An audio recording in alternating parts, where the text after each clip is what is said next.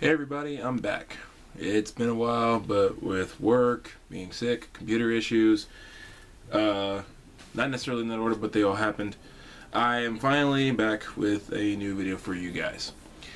And this video is one that I have been saying I was going to do for a long time now. This video is something that's near and dear to my heart. Of course, it's about wrestling, but you know, that's pretty much a given when you saw the video start. And of course, if you are looking at the title above, you see the Bullet Club. Reasons why they are not the nWo, or whatever variation of that title that's up there now. I haven't written the actual title yet. But I want to do this wearing one of my Bullet Club shirts, but because I have two right now, but they're both in the hamper and need of washing. So I am wearing my Addiction shirt. And before anyone who watches this who's not a wrestling fan freaks out, it's a tag team in wrestling, so calm down. I'm not addicted to anything save wrestling, reading, writing, and music. Moving on. So the reason I'm doing this video, the Bullet Club, they're one of my favorite factions right now. They're probably my favorite faction in wrestling, period, right now. And a lot of people have made the claim that the Bullet Club is nothing but the New Japan version of the nWo. I respectfully disagree. Pretty much because the nWo was a ripoff of a New Japan idea that they had before. I forget the name of the stable, but anyway. And this is not me saying that there are no similarities between the Bullet Club and the nWo, because there are. This is pro wrestling. There are similarities between pretty much everybody. But before we get into all that, let's examine this. Who are the Bullet Club? Who are these guys? Let's look at how they started. First of all, I'm looking, my laptop's right here, so I'm looking at the information off Wikipedia. We had Prince Devitt, who, if you're watching NXT now, you know as Finn Balor. Was just pretty much,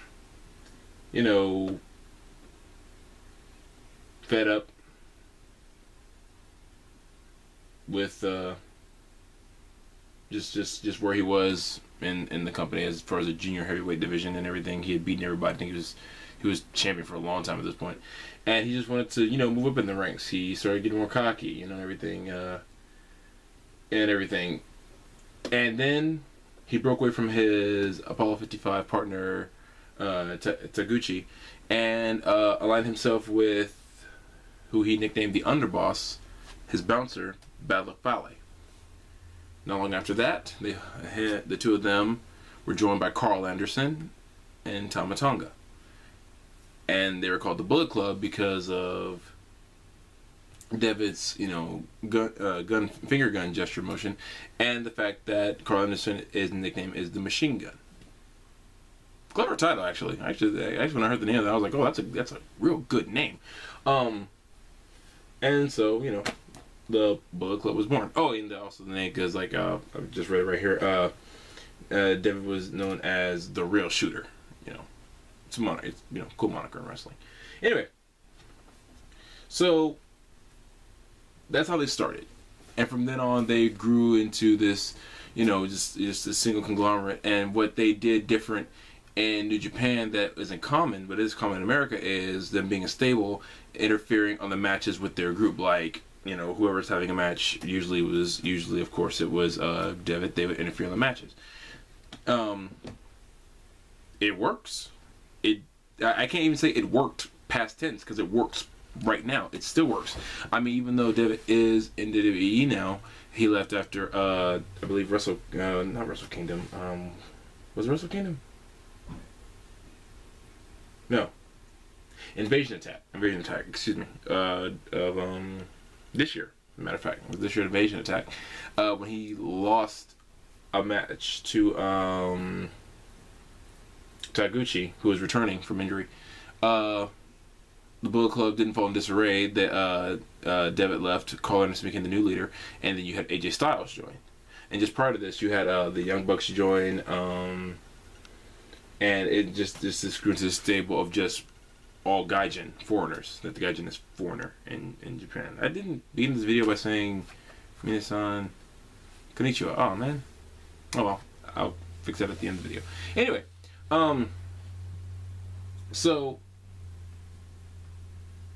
you know, and of course there's the history of AJ Styles joined, and you know, you had like, you know, Jeff Jarrett, Scott D'Amore in it, and you know, and now newly added to New Japan, Kenny Omega is the cleaner of the Bullet Club, and he's going to take the junior heavyweight title from Taguchi, or so he claims. And you know, you have, you know, the Young Bucks going after the junior heavyweight tag titles. You know, you have Carl Anderson and Doc Gallows. Doc Gallows, that's who the other guy is who joined, who have been IWGP tag team champions for almost a year now. And, you know, AJ Styles had the heavyweight title, and Balor Fale even had the Intercontinental belt at one point. But yeah, that's, you know, that's the history of the group and everything. And I plan to do another video of why they work and everything. But for right now, let me explain the ways they're not the New World Order, and reasons they're not the nWo. Let me begin with this. There is absolutely nothing wrong with seeing similarities with the nWo, because there's nothing wrong with the nWo. At the time, brilliant idea. It got a lot of guys' careers jump-started. A lot of guys owe their career to the nWo. I think WCW, one reason that they, you know, didn't fall immediately in the ratings wars because of the nWo. So there's nothing wrong with the nWo or being like them.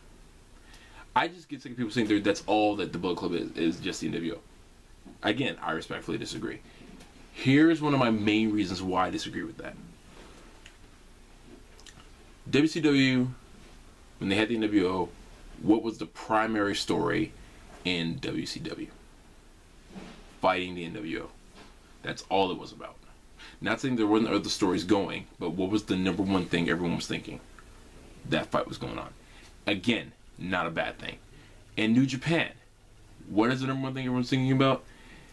It varies. Sure, yes, I am admitting the Bullet Club has a huge influence on the show for New Japan. They do a lot. They do a lot of things for the show. I mean, a lot of fans come out just to see them. This is a fact. But that does not mean that's all that it focuses on. New Japan's very smart with their booking. I love it. I mean, because where you do have, let's take one example, where you do have the Young Bucks trying to get the tag team, the junior heavyweight tag titles again. However, let's look at who they have to. Let's look at all the challenges that's going on at the same time with that. I mean, quite frankly, the Young Bucks do want those belts back, but they're not the main story. Red Dragon is. Red Dragon, a Gaijin tag team, again, not associated with the Bullet Club, has the junior heavyweight tag titles, and pretty much every junior heavyweight tag team that New Japan has is going after them. They plan on going after them for those belts. And that's not, you know, that's they're not in the Bullet Club. So that there goes one part of the theory. And another thing, the nWo didn't have a lot of cruiserweights. It definitely didn't have any cruiserweight leaders. And that's, you know, or junior heavyweight leaders, excuse me. I'm used to saying cruiserweight. But look at that's how the Bullet Club started. A junior heavyweight wrestler, he moved up to the heavyweight division, but he started as a junior heavyweight. He was junior heavyweight champion when he started the group, and was still champion when he was challenging for the heavier titles. And where you had the nWo as, you know, three main guys. Of course, you know, Hulk Hogan was the main leader. Everyone knew that. There was no shock there. You know, Hulk Hogan, you know, was already established as like already a living legend in this business. I see Devitt as more of an icon. You know, I don't get me wrong, I fully believe Devitt will be legend status someday. The guy is amazing in the ring. But you know, it was like this, you know, he's this young guy, he's in the ring. He's like, you know what? I deserve to, you know, I deserve this, I deserve that. And so he stepped up, formed his own group, and get these guys to and they were doing what he said. He was their leader. And of course, you know, but another reason that the Bullet Club is not like the nWo is because they don't interfere on every single match in the show. Do they interfere on the ones where their guys are in it? Absolutely. And I almost am just, and it's almost a great thing when they do, because that just makes it even more fun. But they don't jump everybody after every single match like the nWo did. nWo, that was, as interesting as it can keep the show, that was pretty much all they did. You could pretty much figure if anyone won a match, or a match was like about 5, 6, 7 minutes in, here comes, 2/3 of the New World Order coming to jump whoever it was. Especially if they didn't like him, especially then.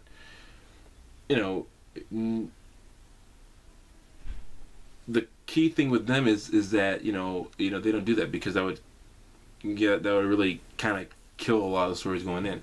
Like let's make an example. Let's do an example like this. The G1 climax of this year saw Nakamura and Okada, 2 members of Chaos, by the way, going at it in a match. One way or another, one of those guys would be facing, or in theory they thought it would face, AJ Styles, who was the champion at the time. He did lose the belt later to Tanahashi, but and even that will kind of go into my point in a minute. Just give me a second. But yeah, but the Bullet Club been like, well, we don't want either guy to win, because we don't want anyone challenging AJ Styles for this belt. So they could have run and jumped both guys, caused a DQ, count out, whatever, and that'd have been that. Because they both know either Okada or Nakamura would be a threat. I mean, if you get those 2 guys in a match for your title, who wouldn't they be a threat against? And even still, let's even take the heavyweight title out of the equation. Bad Luck Fale was still Intercontinental Champion at the time. They could have jumped up purely because of the fact that like Nakamura has had that belt so many times before. They pretty much everyone knew he would go back for it. He would go after that belt again. And true, Carl Anderson did have a match with Okada for the #1 contender spot. Didn't win it, but of course that had their interference then too. But I don't think that in that way alone that you can say. I mean, like they like the nWo, they jump people and they do all that, but that's not a strict thing. And even and let's take the actual wrestling and actual show out of the equation. Let's look at it from a production and marketing standpoint, like from the company side. Does New Japan give them a lot of play? Absolutely. Is that all New Japan is focused on? No. And brilliantly done so as to not. New Japan has all these things going. They still have like Suzuki-gun, including the Killer Elite Squad. They've got Great Bash Heel starting back up. They've got, of course, Chaos. They've got their regular army of guys. And they've got so many wrestlers, there's so much talent that they can put and give the chance of the main event spot, that they don't have to just focus on the New World Order version that they have going on there, as everyone claims, the Bullet Club, because they have so much other talent. And to me, this was part of WCW's problem. They had so much other talent, but all their stories were focused on the New World Order and Goldberg. Again, it's nothing wrong with focusing on these guys, but give other guys a chance. Diamond Dallas Page and guys like that, they were allowed the spotlight. Of course, Sting, and of course guys like that, and that was good. But most of their opposition was against the New World Order. A lot of opposition in New Japan is against the Bullet Club. This is true, but you still have guys who are doing very other interesting stories and doing other things. I think a just interesting story to me is how more members of Chaos kept leaving. It's kind of stopped now, but I think you can see that New Japan does put a lot of stock in the Bullet Club, but does not put all of their stock into the Bullet Club. Which is a smart move to do. It's a brilliant move by New Japan to do it, because you have so much other talent in that company. I can easily run down the list of every guy I think is next in line that could be heavyweight champion, and this includes people who are in the Bullet Club, but not just them. There's so much talent in that company, and they know it. I believe Guido and Jado still do the booking, and they know that there's so much talent, so they don't just book just the Bullet Club, because that's not the only talent in this company. And look what they're doing. They're bringing in guys from America, and they bring in some guys from all over the world to come wrestle in New Japan. And yeah, a lot of the American guys do go to the Bullet Club. Red Dragon did not. Red Dragon came into the Super Junior Tag Tournament and won it, and not one time did they put on a Bullet Club shirt. They were wearing theirs. They were making their claim over Japan. Like, they were the top group, and there was just two of them. And the thing is, in that division, they're proving it. So much to the point that the Young Bucks of the Bullet Club are now contenders, but they're contenders with other contenders in it. It's not just them. It's them. It's the Forever Hooligans and the Time Slayers. And yeah, in the heavyweight tag team division, you have Anderson and Gallows as the heavyweight tag champs, but even they're not, the main spot all the time. Carl Anderson, though, in my opinion, is a fantastic leader of the club. I was sad when Devitt left, but I understand him wanting to go to. I get that, but I think Carl Anderson was a great guy to get in that spot. I think he is doing a great job as the leader of the Bullet Club. I think he does a great job of being the mouthpiece, just antagonizing the crowd, and he knows what he's doing. And one more thing about the club is that, and I'm sorry if this steps on any toes, I'm sorry if this offends anybody, but to me, the Bullet Club uses does a much better way of using all their talent, all their guys, than nWo ever did. I'm sure that's going to start people mad at me for saying that one sentence. I'm sure people no longer even consider me knowing anything about wrestling. But I'm sorry, I feel honestly that the Bullet Club uses their talent individually so much more than nWo ever did. And their guys have more personality. Or more individual character.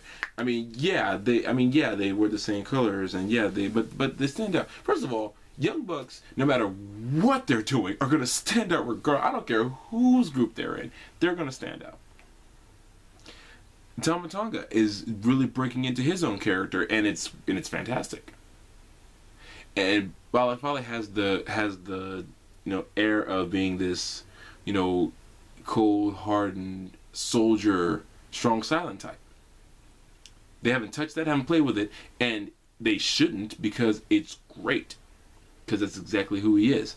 He walks in, gets in that ring, folds his arms, and doesn't say nothing else until that bell rings.